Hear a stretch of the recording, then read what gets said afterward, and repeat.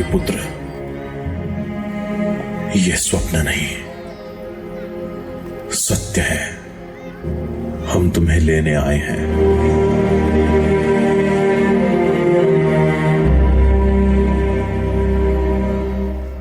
तुम्हारा बलिदान व्यर्थ नहीं जाएगा।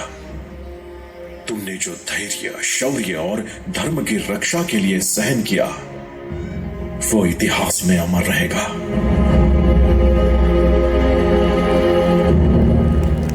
बाळा, ये क्या कर दिया इन दरिंदों ने तुझ पर। एक माँ की कोख का कितना बड़ा सौभाग्य कि उसने ऐसे पुत्र को जन्म दिया जिसने स्वराज के लिए अपने प्राणों की आहुति दे दी। आई साहब, आबा साहब, क्या मैं आपके योग्य पुत्र सिद्ध हो पाया? क्या मैं आपके दिखाए मार्ग पर चल पाया? संभाजी, तू केवल मेरा पुत्र नहीं है, तू संपूर्ण हिंदवी स्वराज्य का गौरव है। तूने जो किया वो केवल एक योद्धा ही कर सकता है। तेरी दृढ़ता, तेरी निडरता ने स्वराज्य को अमर कर दिया।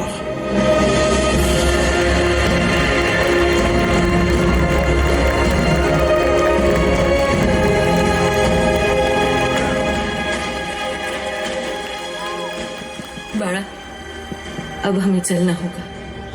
तेरा शरीर नश्वर था, लेकिन तेरा नाम, तेरा बलिदान युगों युगों तक गूंजता रहेगा। अब तुझे विश्राम लेना चाहिए। तेरा कर्तव्य पूर्ण हुआ।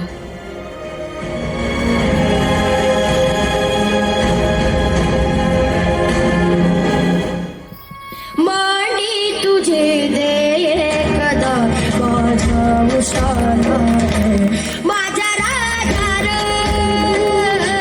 माझा शिवगार माझा राजा माझा शिवगार। आज जरी आमच्याकडे सैन्य कमी असतील, पण एक गोष्ट अमर आहे, मराठ्यांची छाती आणि छत्रपतींचे विचार। हे दोन्ही गोष्टी जोपर्यंत जिवंत आहेत तोपर्यंत हा छावा कधीच मरत नाही। छावा म्हणजे छत्रपतींची स्वप्न, छावा म्हणजे मरणाला हसत समर्थ झाल्याची जिद्द, छावा म्हणजे पराभवाला नकार देण्याची जिद्द। आज जरी आम्ही पडलो तरी उद्या इतिहास सुटेल, कारण की मराठ्यांचे रक्त कधीच थंड होत नाही।